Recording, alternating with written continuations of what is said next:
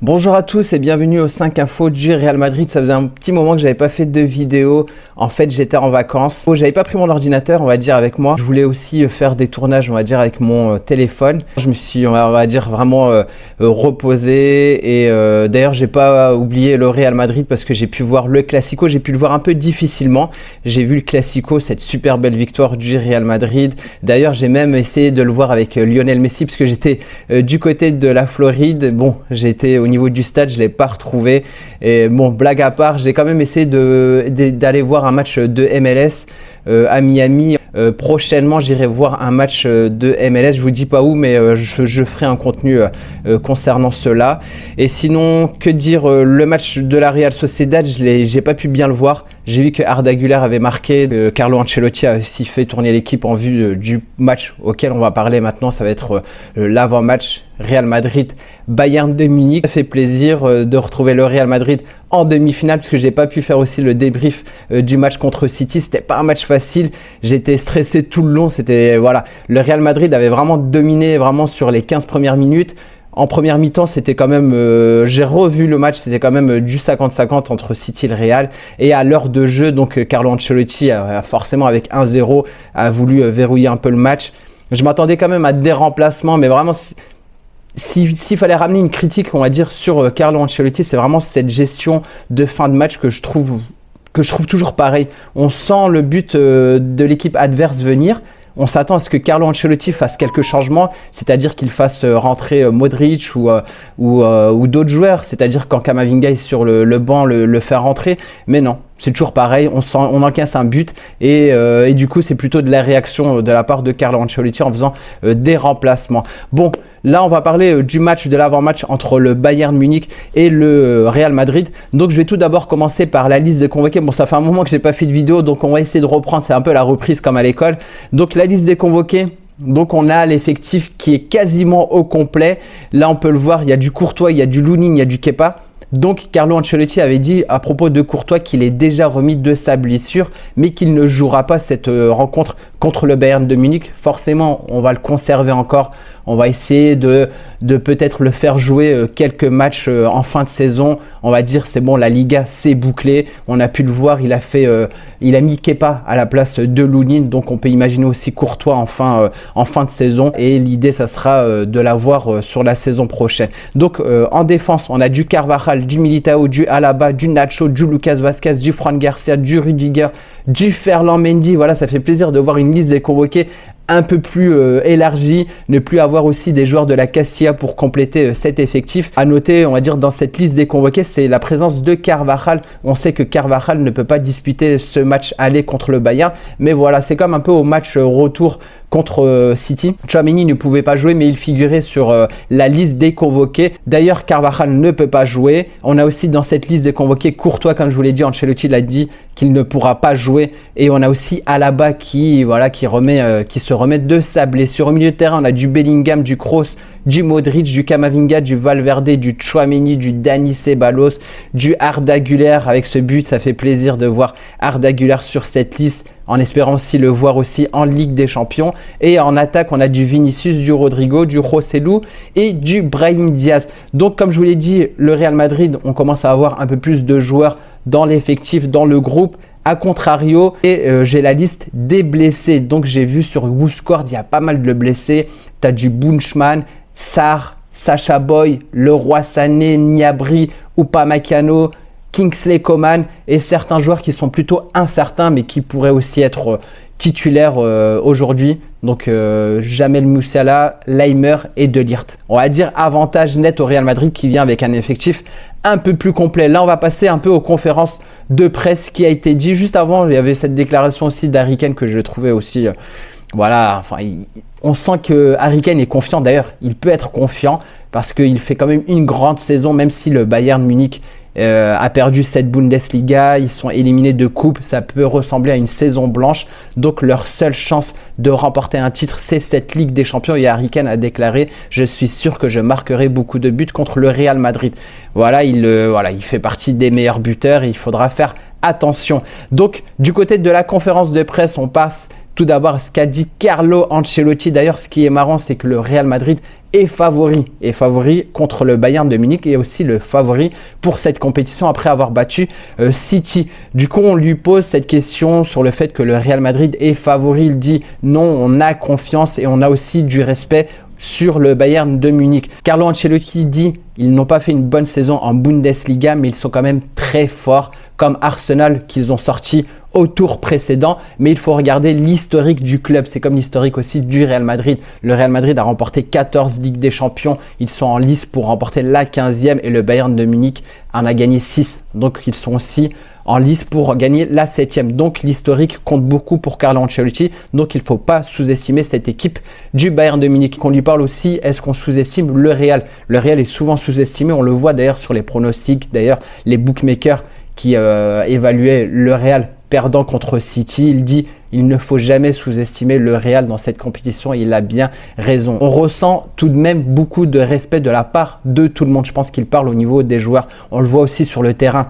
Même si les bookmakers disent des fois que le Real Madrid n'est pas favorable lors de la rencontre, on sent que les joueurs ont toujours peur de rencontrer ce Real Madrid. Donc Carlo Ancelotti a dit pas mal de choses, je ne vais pas revenir sur tout ce qu'il a dit. On lui parle aussi de la relation qu'il entretient avec le Bayern de Munich. On sait qu'il l'a entraîné, il a entraîné pendant plusieurs années le Bayern de Munich. Il dit c'est une très belle et fantastique ville, même si malheureusement la langue allemande n'est jamais vraiment rentrée dans ma tête. On sait que Carlo Ancelotti pourtant c'est quelqu'un qui parle super bien plusieurs langues, l'italien, l'espagnol, le français, l'anglais. Il a eu du mal avec l'allemand et il dit voilà, mon fils l'a très bien appris, Davide Ancelotti, celui qui l'accompagne, l'entraîneur adjoint, et globalement il retient quand même une bonne expérience qu'il a eue du côté de Munich. Donc là on va rentrer un peu plus sur le côté, on va dire plutôt tactique. On essaie d'un peu de savoir quelle sera la compo du match. Donc on lui demande est-ce qu'il va composer quelque chose, on va dire, d'assez inédit. Il dit je n'ai songé à aucune variante tactique. On doit bien évaluer à comment jouer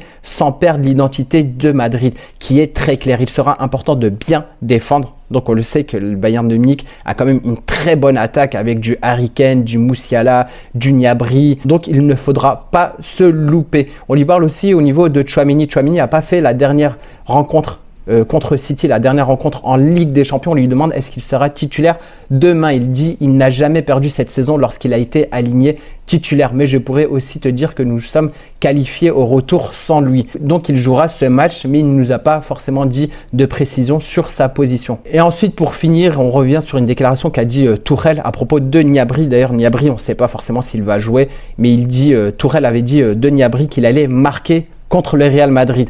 Donc il dit oui, il y a des options, Sané aussi peut aussi marquer, Harry Kane, Musiala, et il ajoute aussi avec un peu d'humour, Vinicius a plus de chances de marquer que Mendy aussi. Donc en gros on peut dire ce qu'on veut, mais voilà, il faudra aussi jouer sur le terrain. Donc maintenant on va passer à la conférence de presse de Tuchel. Donc forcément on revient, comme je vous l'ai dit, sur la liste des blessures qui est assez longue au niveau du Bayern de Munich. Il dit voilà, on n'est pas encore sûr, on doit attendre les résultats des derniers tests. Il parle de Laimer a l'air d'allier très bien. Nous verrons ce qui se passera demain. Et pour les autres, ça sera plutôt de la patience. Je pense que ça sera trop juste pour De Ligt et Upamecano. Donc Tuchel imagine qu'il ne pourra pas faire confiance à ces deux joueurs. Quant à Jamal Musiala et Leroy Sané, ce sera une décision de dernière minute. Il y a beaucoup de chances qu'il soit quand même aligné. Donc, comme je vous l'ai dit, c'est un des points négatifs pour le Bayern. Plus globalement, on revient aussi, on lui pose cette question sur la saison du Bayern de Munich. Comme je vous l'ai dit, une saison blanche qui se profile pour le Bayern de Munich. Il dit, voilà, gagner maintenant, ça ne va pas effacer tout ce qui s'est passé tout le long de la saison. Atteindre la finale et gagner, oui, ça pourra aussi changer des choses, parce que quand même, gagner une Ligue des Champions, en plus en sortant le Real Madrid et ensuite en allant en finale, soit contre, on va dire, le rival Dortmund ou soit contre le PSG, ok, ça effacerait pas mal de choses et ça pourra faire oublier aussi aux supporters ce qui s'est passé en Bundesliga et en Coupe. Donc il dit contre Arsenal, ils ont quand même fait un pas. Maintenant, il est temps de faire le prochain pas contre le Real Madrid. Ils veulent être compétitifs et aller à Wembley. On lui parle aussi de cette confrontation, de ce duel entre lui et Ancelotti. Donc, mis à part le fait que le Bayern Munich rencontre le Real Madrid, deux gros clubs en Ligue des Champions qui ont à eux deux gagné 20 Ligues des Champions. Il y a quand même ce duel entre Ancelotti et Tuchel. Donc il dit voilà, sa façon d'être, son CV, son expérience font quand même de lui quelque chose de très grand, un très grand entraîneur. Donc chacun doit aller dans le sens où il est convaincu. Donc Tuchel, on va dire, aura sa propre conviction, sa propre façon d'aborder ce match contre le Real Madrid. Ce qu'il les fait n'est pas un jeu de hasard. À propos de Ancelotti, nous allons nous concentrer sur le contenu et offrir des solutions faciles et jouer avec une certaine liberté. Donc je ne sais pas s'il évoque une certaine liberté du fait qu'ils n'ont plus que ça à jouer. Donc ils sont dos au mur, étant donné que le Real Madrid, on a quand même une Liga qu'on va forcément remporter. On a gagné aussi la Super Coupe d'Espagne. Donc là, on peut faire un triplé et gagner 3 titres cette saison. Donc peut-être moins de pression du côté du Real Madrid. Donc ensuite, il est revenu sur Bellingham, sur Vinicius et Rodrigo. Il a dit voilà, que c'était des joueurs assez exceptionnels, que c'était des joueurs qu'il appréciait beaucoup, qu'il faudra se méfier d'eux. Mais en gros, il n'y a pas forcément d'indices au niveau tactique, au niveau de ce qui sera mis en place. Donc il a vraiment parler au niveau blessure, donc c'est ça, comme je vous l'ai dit, l'un des points clés, on va dire, de ce match. Donc maintenant, on va essayer de rentrer un peu plus dans l'analyse des derniers matchs. Donc si on regarde sur les 5 derniers matchs du Bayern Munich, il y a 4 victoires et 1 match nul. Au total, ils ont marqué 12 buts, ils en ont concédé 4. Et du côté du Real Madrid, sur les 5 derniers matchs, 4 victoires, 1 match nul, c'était celui contre City, le 3-3. Et au total, c'était 9 buts marqués et 6 buts concédés. Donc c'est vraiment 2 équipes qui ont tendance à beaucoup marquer, qui ont aussi tendance aussi à avoir une bonne défense, parce que si on enlève quand même le 3-3 du Real contre City, voilà, globalement c'est quand même une équipe qui concède très peu de buts. Et si on regarde entre le Bayern et le Real Madrid sur les 7 derniers matchs, c'est plutôt en faveur du Real Madrid. On a 6 victoires du côté du Real Madrid et 1 match nul. Et aucune victoire du côté du Bayern. Donc c'est la plus longue séquence sans victoire du Bayern de Munich contre un adversaire européen. Autant dire avantage au Real Madrid. Mais si on regarde un peu plus dans le passé, pour ceux qui suivent le Real depuis un bon moment, le Bayern de Munich a toujours été la bête noire du Real Madrid. Donc il y a eu on va dire un renversement de situation. C'était au moment, l'époque Cristiano Ronaldo, l'époque du 4-0. Et je pense que là, tout a été, on va dire, à l'avantage du Real Madrid avec cette série de 7 matchs sans victoire pour le Bayern Munich. Donc là, on va rentrer sur ce qui va être un des points les plus importants, la compo probable concernant le Real Madrid. Étant donné qu'il y a pas mal de blessés, il y a pas mal de choses, on va dire, incertaines au niveau du Bayern de Munich, je ne vais pas me lancer sur une compo probable de la part du Bayern de Munich. En plus, ce n'est pas une équipe que je suis vraiment... je regarde pas du tout la Bundesliga. Ça m'arrive de regarder, on va dire, les grosses rencontres. Mais là, on va s'intéresser sur notre club, le Real Madrid.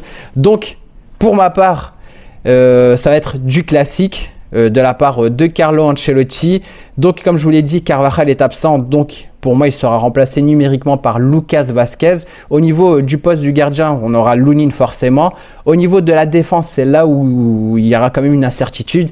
Est-ce que Militao, qui a joué 90 minutes, sera aligné titulaire? Il a fait quand même une belle prestation contre la Real Sociedad. Est-ce que ça va être Nacho, qui a quand même fait un gros match contre City au match retour? Ou est-ce que ça sera Tchouaméni? Pour moi, je partirai sur Tchouaméni titulaire avec Rudiger. Je vais vous dire pourquoi. Et ensuite, je mettrai arrière gauche Mendy. Au milieu de terrain, je vais mettre du Camavinga, du Valverde, du Toni Kroos. Voilà, c'est le même milieu de terrain aligné contre City au dernier match. Et en attaque, on va avoir Bellingham, Vinicius et Rodrigo. Pourquoi je vois plutôt Tchouaméni? Déjà au niveau de la taille, au niveau du duel aérien, on va dire que pour stopper Harry Kane, il faudra quand même être vraiment solide au niveau défensif, être solide physiquement. Ce qui est, on va dire, un inconvénient un peu pour Nacho. Et là, pour moi, où se pose la question, c'est que en mettant Tchouaméni en tant que défenseur central, ça permet d'avoir Camavinga au milieu de terrain. Je vais vous dire pourquoi. Parce que, étant donné que le poste de prédilection de Tchouaméni, on le sait, là où il excelle Tchouaméni, c'est en tant que milieu défensif. Si on le poste en tant que milieu défensif, c'est-à-dire qu'on y mettra Rudiger Nacho ou Rudiger Militao, et qu'on se privera de Camavinga sur le banc. Donc, je pense que Carlo Ancelotti a besoin de Camavinga dans ce milieu de terrain. Il a besoin de dynamisme. Camavinga, c'est vraiment ce joueur qui aura tendance aussi à bien se projeter, à avoir de la vitesse, à prendre aussi des risques. Il faut prendre des risques à un moment dans ce match contre le Bayern. Et avec des joueurs comme Leroy Sané, Jamel Musiala, j'ai envie d'avoir un Camavinga. J'ai envie d'avoir un Camavinga à côté de Toni Kroos Toni Kroos peut avoir aussi quelques lacunes un peu physiques. Et je trouve que l'association avec Camavinga fait que on ne voit plus trop ces lacunes de la part de Toni Kroos. Et donc, pour moi, le fait de mettre Tchouaméni, c'est surtout pour permettre à Camavinga d'être dans ce milieu de terrain.